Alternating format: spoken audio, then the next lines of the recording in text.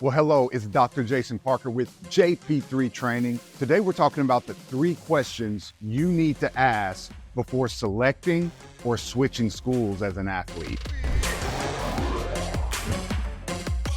So as someone who's had the privilege to not only play the game of basketball at every level, from obviously a young kid to becoming a high school All-American, a Division I All-American, and playing professionally in leagues like Italy and Greece and the NBA Development League for over 8 years, I also, during the midst of that time, was an athlete who struggled with the decision of selecting and switching schools.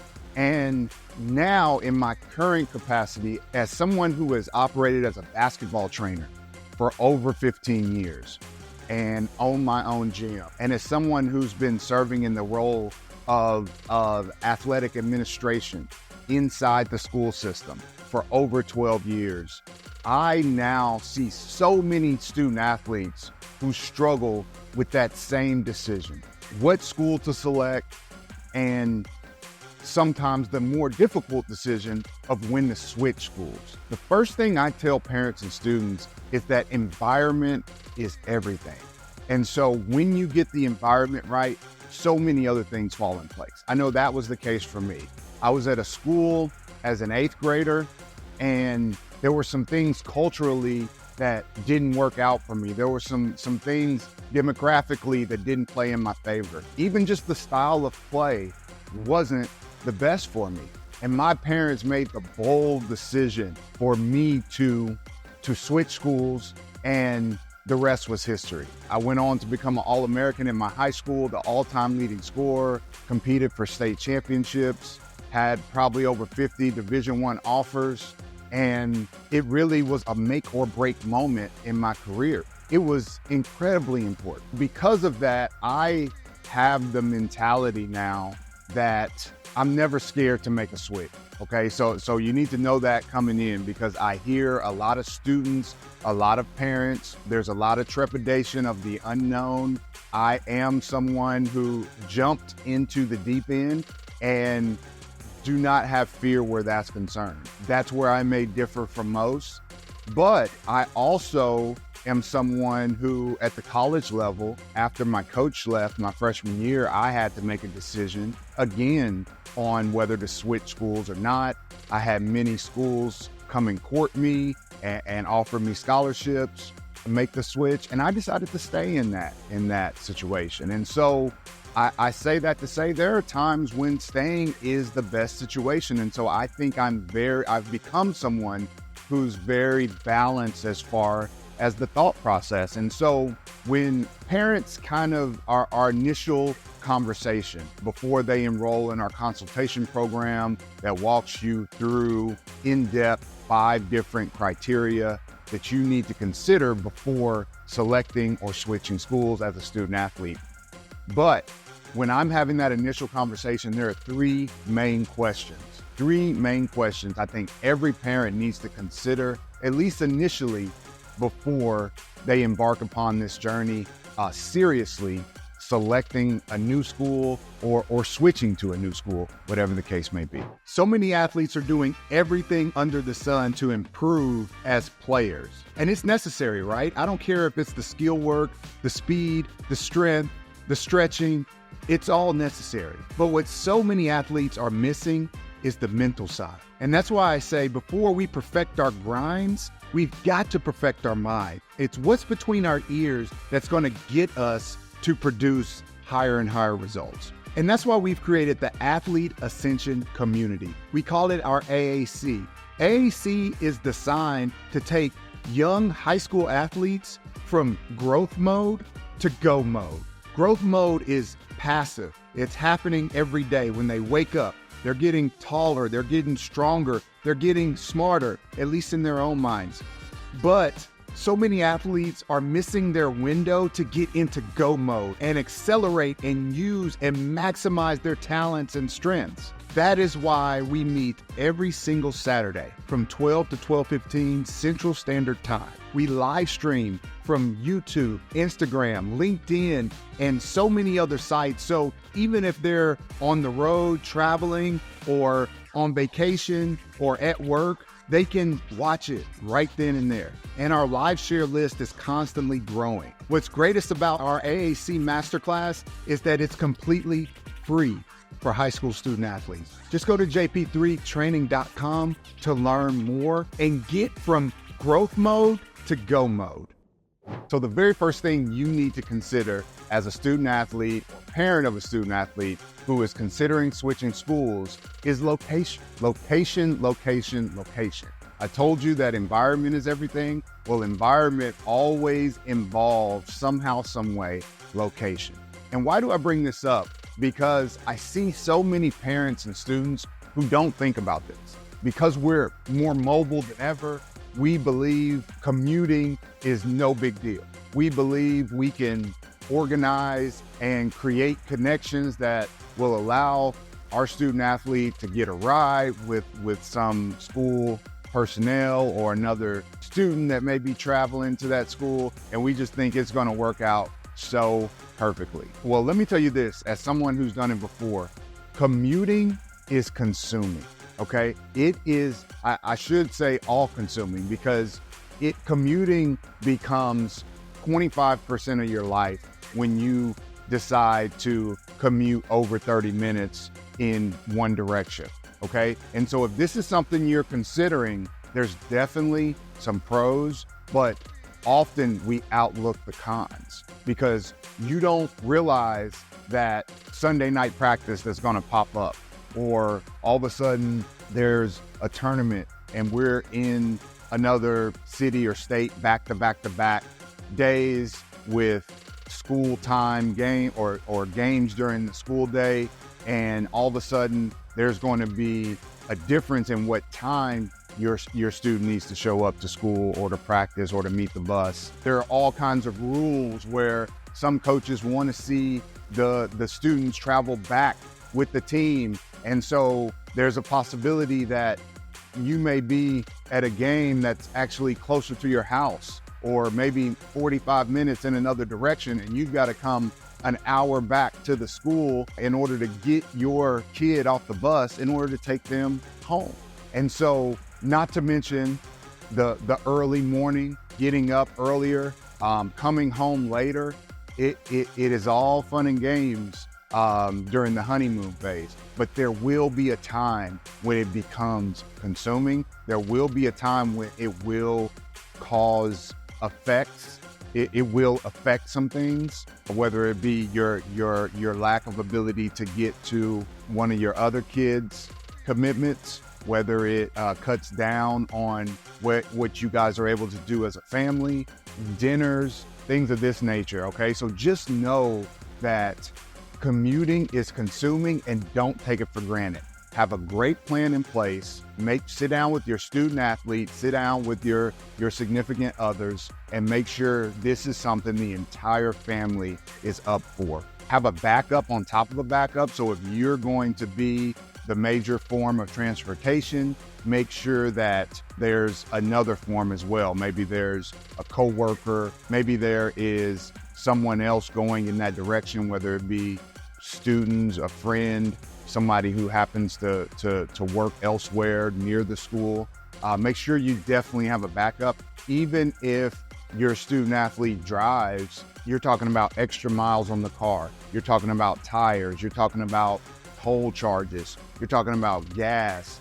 All these things cause cars, especially older cars, to break down faster. And so have a backup vehicle, or set some extra money aside for those maintenance charges, so you can at least get that vehicle back up and running as quickly as possible. All of this is to say, don't take it for granted, because if there's one game or one event, or let's say there's a AAU tournament, we are pretty used to hopping in the car, going and making it happen. But just know that when you choose a school to commute to, that is a completely different dynamic that you have to adjust for.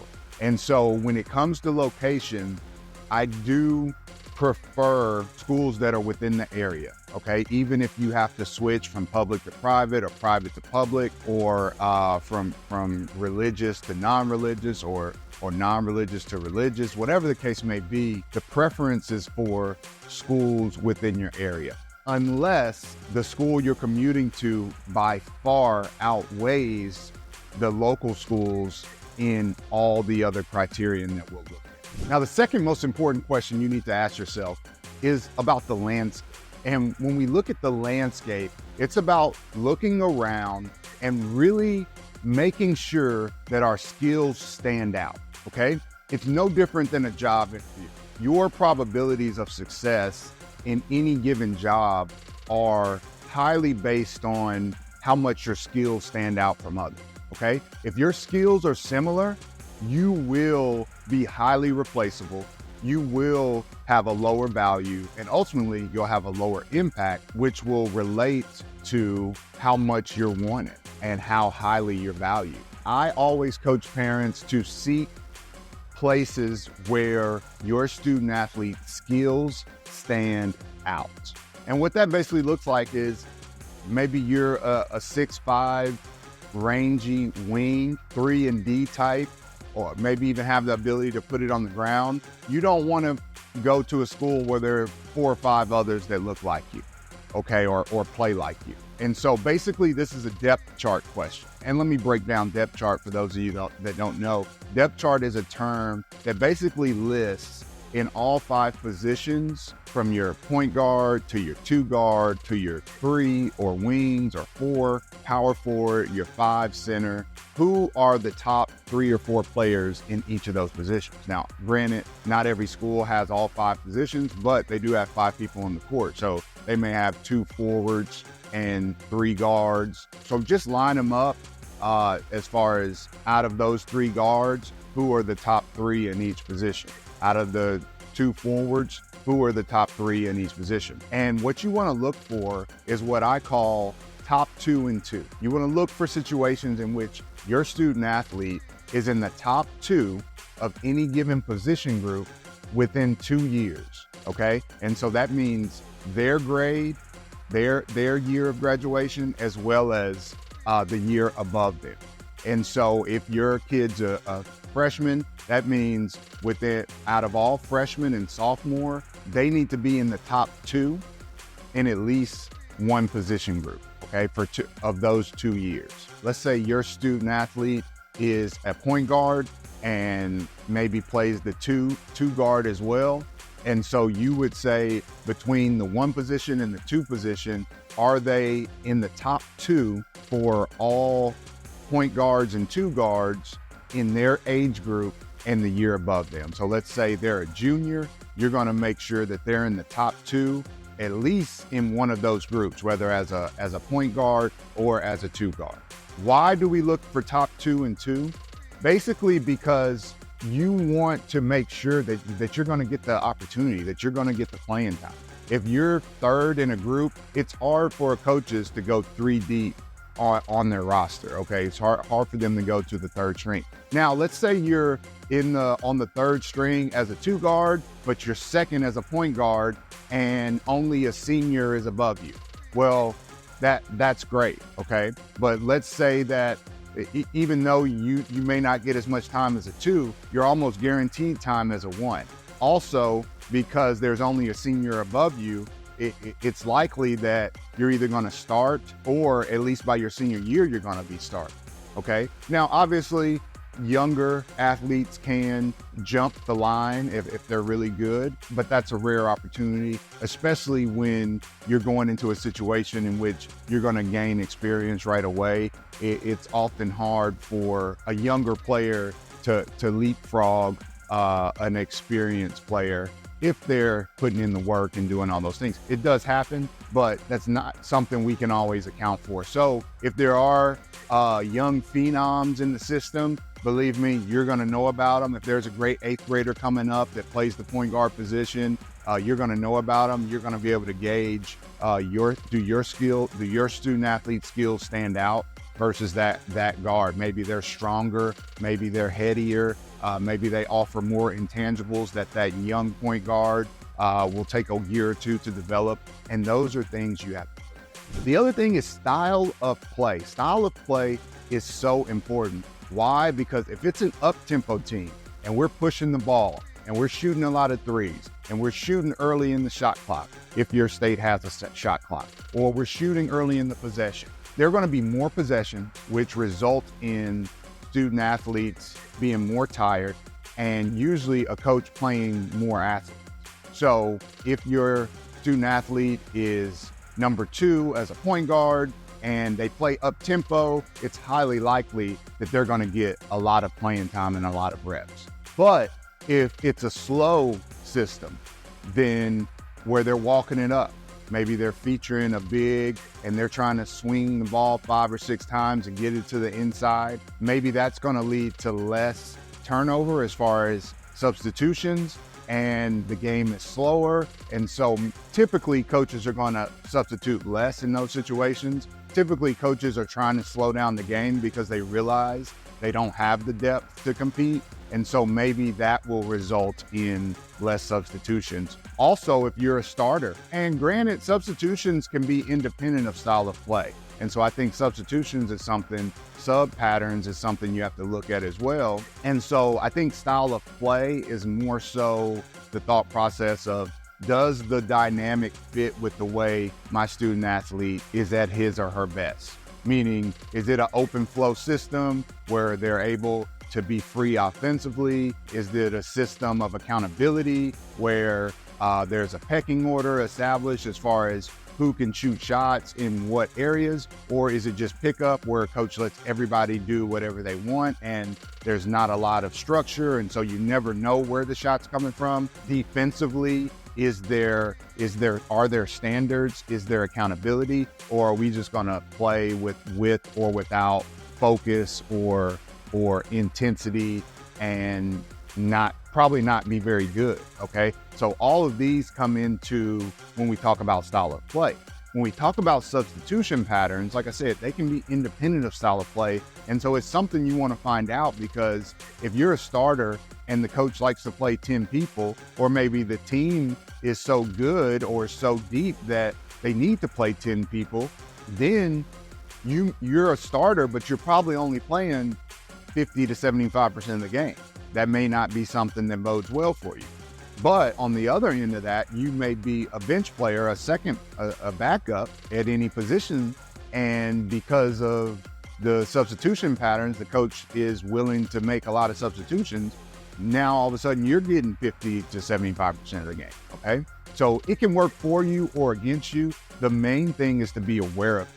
Pretty much all coaches have their games on film, softwares like Huddle and others where you can ask for their Huddle reports. There are a lot of games on YouTube, often for those teams as well, that I suggest just getting on, watching 3 or 4 games. You can even put it on, speed it up to 1.5 or 2.0 and watch games, consume them pretty fast, where you can get a feel for the coach's style of play and substitution pattern. So again, the landscape is a question you want to ask yourself and think about: depth chart, style of play, and substitution pattern. So next, after we've talked about location, after we've talked about the landscape, the last major question you need to ask yourself and your student athlete before selecting or switching a school is, what is that team's level? And what level relates to is, number one, what is that team's outlook? Is that team going into the season? What is that team going into the next phase of the next few years, thinking it's going to be a high-level team that has high level of standards? Maybe they have a new coach, a new system, or maybe they have an old coach that's got a high pedigree. What is their level? Okay, the level may relate to the type of tournaments they get in, where they project within their district or league. What is the level of the team? And the reason you want to ask yourself this question is because you want it to align with your student athlete's level. If your student athlete is a big time athlete and the best of the best, you want to be playing at the highest level. You want to be going to showcase tournaments. You want a program that has a pedigree and is well known. However, if you're somebody that maybe is a little bit below that level, then you're going to want to land a little bit below that level. I know for me personally, I wasn't a nationally ranked top 50 player, but I was a top 5 player within my state, within my class. And so while I didn't seek out the highest level program in the state that everybody around the nation knew about, I sought out a very high level, solid program with great pedigree. And that was fantastic for me. Now, maybe you're student athletes at the level where they're just wanting to play. They're just wanting court time. They're just wanting to make the most out of their high school career. And so maybe you choose a lower level, but still a program that has great pedigree, has high standards of success. And so when we talk about level, the first thing we want to look at is, what is the team or program's outlook? What are they projecting as far as what they want to accomplish? You'll see a lot of programs where the standards are low. They really don't care. Maybe they've got a football or soccer coach masquerading as a basketball coach, and they don't have an off-season plan. And maybe there's not a lot of care and accountability there. And so that's something you need to know going in. In addition to outlook, when we look at the level, we want to think about the classification, okay? Because each state has classifications from 2A to 3A to 4A. Some states have all the way up to 7A. Most states stop at 6A. But what level is the team at? What leagues are they in? Are they one of the top teams within a higher classification, or are they a smaller classification? This is really important when you're switching schools, because there is differences, especially as you go down. The competition generally gets easier. So maybe you're someone who didn't necessarily have the best situation at a 6A program or 5A program, and you want to go down to a 4A program or a 3A program where there's a lot more room for your skills to stand out. Also, maybe you're somebody who has had a lot of success at a 3A or 4A program, and you're looking to level up because people are wondering if you could do it at a higher level. And so classification matters as well. Lastly, when we talk about level, we just want to look at overall program success, okay? And this just relates to, is it a winning program? Is it a winning culture? Are there expectations? Or maybe it's a brand new culture because the coach is new. Maybe the rules and the standards haven't been set, so you're going to have to wade through that process of a new coach or new program finding its feet. Or maybe it's a super solid program, everything's in place, and you just plug and play. There are pros and cons to both. Obviously, the more structured the program, the easier it is to not have to worry about what are the rules, or what is the expectation as far as wins and style of play. But there are cons to that as well, because when those things are set in stone, they're less likely to change or to be flexible. And so if flexibility is needed, perhaps for your student athlete, that's something that they should not expect to receive. However, if it's a new program, say you got a new coach who's looking to build their program, and they would love to have your student athletes come play for them, there are going to be a lot of things you have to wade through as far as just standards that are not set. There could be a lot of angst amongst the parents because, you know, we thought we were getting this role and now we're getting this role. And because the standards aren't set, we have complaints, and now that goes against the team and they can't perform very well because there's all this infighting. There are a lot of pros and cons there. And so look to the level of success, the level of standards that have been set, and make sure that aligns with where you're trying to go. So we all understand that environment is everything.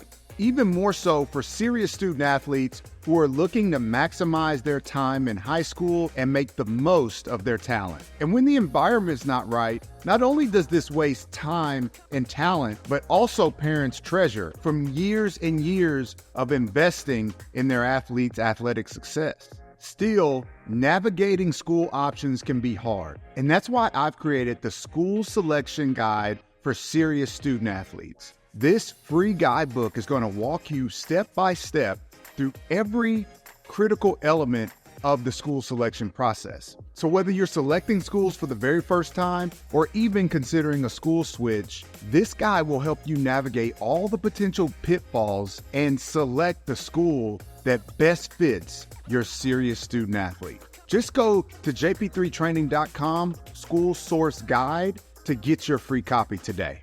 I hope this quick breakdown of 3 easy questions you need to consider before selecting or switching schools helps. As I mentioned earlier, we do an in-depth school selection consultation. You can go to www.jp3training.com and check out our ancillary services to find out more. We've helped dozens and dozens of young student athletes select the best situation that was right for them. Because remember and never forget that environment is everything.